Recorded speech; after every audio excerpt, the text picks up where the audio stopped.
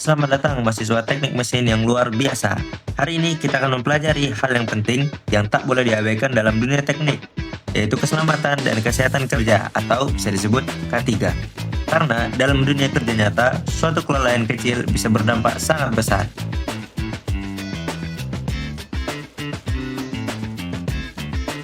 Apa saja yang akan kita pelajari pada video kali ini? Yang pertama, safety equipment pada pekerjaan perkakas tangan. Yang kedua, prosedur pekerjaan yang baik. Yang ketiga, postur bekerja yang ergonomis. Dan yang keempat, perawatan peralatan.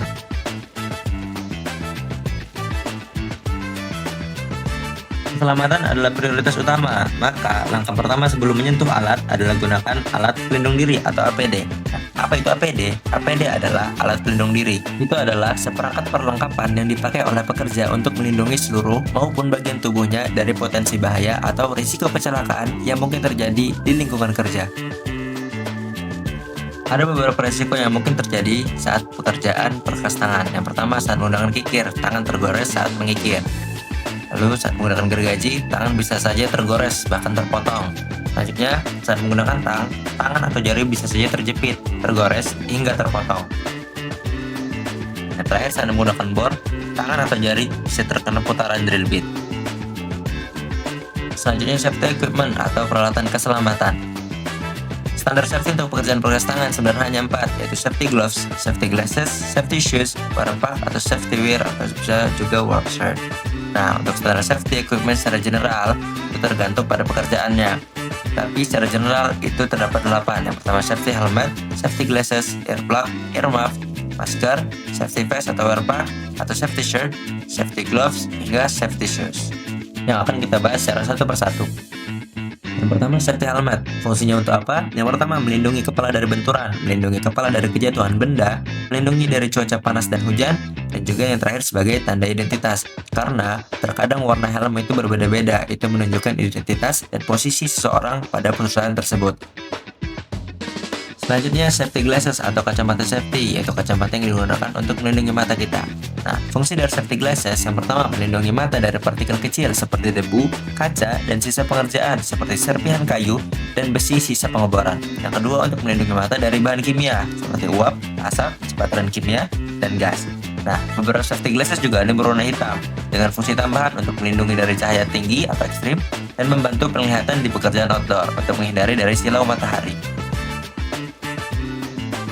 Selanjutnya, ear muff. Fungsinya untuk apa? Yang pertama, untuk melindungi pendengaran. Yang kedua, peredam kebisingan. Yang ketiga, meningkatkan konsentrasi kerja. Dan yang keempat, meningkatkan kenyamanan kerja. Nah, selain ear muff, ada juga ear plug. Fungsinya juga sama. Perbedaannya di mana? Perbedaannya, ear plug langsung dipasangkan pada lubang telinga. Selanjutnya ada masker. Ada banyak sekali jenis masker. Nah, 3 diantaranya yaitu yang pertama ada dust mask atau masker debu, lalu ada surgical mask atau biasa kita sebut masker medis, dan juga ada respirator mask. Nah, masker-masker ini digunakan sesuai dengan fungsi dan kebutuhannya. Untuk fungsi masker secara umum dan untuk pekerjaan kita pada perkakas tangan, yaitu yang pertama untuk melindungi pernapasan dari partikel kecil, contohnya seperti debu, serpihan kayu atau besi sisa pekerjaan, seperti sisa pengeboran, pengikiran, dan sebagainya. Kedua, untuk melindungi pernapasan dari bahan kimia. Nah, kita akan bertemu dengan oli, thinner, hingga cat, dan juga berbagai bahan kimia lainnya. Baik, selanjutnya wear pack atau baju safety. Baju safety juga terdapat banyak sekali jenisnya. Contohnya seperti yang di sebelah, ini biasa kita sebut sebagai wear pack coverall karena dia menutupi seluruh bagian tubuh kita. Ada juga yang jenisnya hanya menutupi bagian tubuh. Contohnya seperti yang di sebelah ini, yaitu setengah badan, seperti jaket. Wear pack ini biasanya untuk bagian kaki menggunakan celana jeans atau celana yang berbahan tebal, tidak menggunakan celana yang berbahan kain. Untuk wear pack atau baju safety ini fungsinya untuk apa? Yang pertama, melindungi badan dari kotoran seperti debu, oli, sisa pengerjaan seperti serpihan besi atau serpihan kayu. Yang kedua, melindungi badan dari panas, contohnya saat kita mengelas atau menggunakan plasma cutting atau cutting torch. Yang ketiga, mengurangi risiko cedera ringan seperti benturan, goresan benda tajam, dan percikan saat kita mengelas atau percikan saat kita sedang mengerindah, dan berbagai hal lainnya. Yang keempat, meningkatkan visibilitas karena berbagai wear pack sudah dilengkapi dengan strip reflektor, biasanya yang strip dengan berwarna abu-abu yang ketika dia terkena cahaya dia akan melemparkan kembali atau memantulkan kembali cahaya tersebut. Nah, yang kelima juga sebagai tanda atau identitas karena warna wear pack biasanya menentukan posisi atau jabatan pada seseorang. Selanjutnya, safety gloves. Ini merupakan safety equipment yang sangat penting karena perkakas tangan berhubungan dengan tangan. Nah, sarung tangan safety ini juga terdapat banyak sekali jenisnya, tapi secara umum fungsinya itu pertama melindungi tangan atau jari dari cedera mekanis seperti goresan, sayetan, tusukan, dan benturan ringan. Karena sayetan atau goresan dari benda yang berkarat itu bisa menyebabkan tetanus. Dan yang kedua, melindungi tangan dari panas atau dingin. Contohnya seperti sarung tangan saat kita mengelas, itu sudah dirancang untuk mengurangi alergi panas saat kita mengelas. Lalu melindungi tangan dari bahan kimia, contohnya seperti sarung tangan latex, dan juga mengurangi dari resiko kesetrum. Beberapa sarung tangan safety udah dibuat dengan bahan untuk mengurangi resiko terkena setruman listrik. Lalu yang kelima, tentu saja menjaga kebersihan tangan, dan yang terakhir meningkatkan grip atau genggaman agar bisa menggenggam perkakas dengan baik. Selanjutnya, safety shoes atau sepatu safety. Apa yang membedakan safety shoes dari sepatu biasanya? Yang pertama, safety shoes itu terdapat toe cap atau pelindung jari yang berbahan steel atau komposit. Ini terletak di bagian depan sepatu seperti yang ada di lingkari.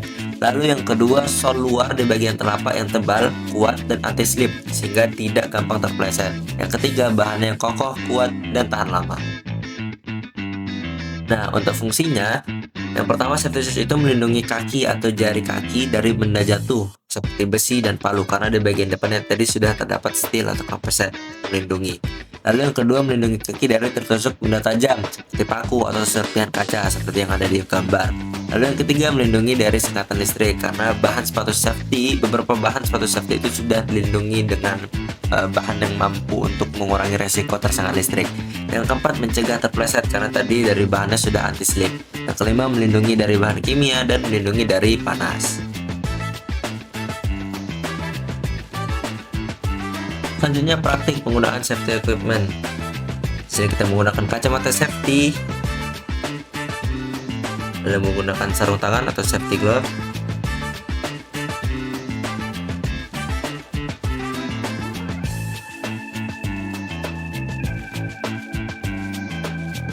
selanjutnya di sini menggunakan wear pack,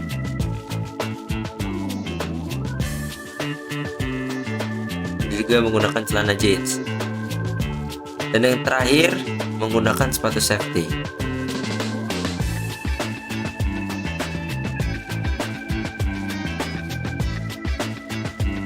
Selanjutnya, pemeriksaan alat secara rutin. Sebelum digunakan, periksa kondisi alat. Pastikan tidak ada keretakan, karat, atau komponen yang longgar.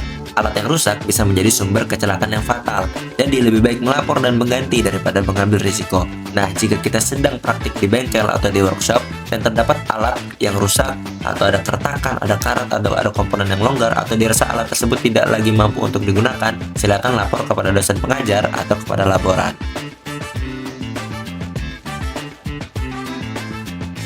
Selanjutnya, posisi penggunaan alat yang baik atau posisi ergonomis. Apa itu ergonomis? Secara sederhana, ergonomis adalah ilmu yang mempelajari tentang interaksi manusia dengan elemen pada suatu sistem, suatu prinsip, atau suatu prosedur, atau bahkan suatu pekerjaan. Sehingga bisa kita simpulkan bahwa posisi ergonomis adalah interaksi antara posisi tubuh dengan suatu komponen, bisa berupa benda atau peralatan, saat sedang bekerja atau sedang beraktivitas, sehingga kita bisa secara aman, nyaman, dan efisien, serta dapat mengurangi risiko cedera dan penyakit akibat pekerjaan. Gunakan alat dengan posisi kerja yang ergonomis, artinya postur tubuh harus nyaman, tidak membungkuk berlebihan, dan meja kerja sesuai dengan tinggi badan. Ergonomi yang buruk bisa menyebabkan kelelahan, cedera otot, bahkan penyakit akibat kerja jangka panjang. Selalu sesuaikan posisi kerja agar efisien dan aman. Selanjutnya, perawatan dan penyimpanan alat. Apabila kita sudah selesai menggunakan peralatan, selalu ingat untuk menyimpan kembali peralatan di toolbox, di rak, lemari, atau tempat awal kita menyimpan peralatan tersebut. Yang kedua, gunakan peralatan sesuai dengan fungsinya. Yang ketiga, selalu periksa kondisi secara rutin untuk melihat apakah ada kerusakan. Yang keempat, berikan pelumas bila diperlukan. Ketiga, bukan tanggung jawab individu saja, tetapi juga budaya dalam sebuah tim. Jadi saling mengingatkan, saling peduli, dan bekerja dengan penuh kesadaran adalah kunci menciptakan lingkungan kerja yang aman dan sehat. Semangat terus belajar dan bekerja dengan selamat, karena keselamatan bukan hanya aturan, tapi sebuah sikap. Jadi bekerjalah dengan hati, pulanglah dengan selamat. Sampai jumpa di video selanjutnya.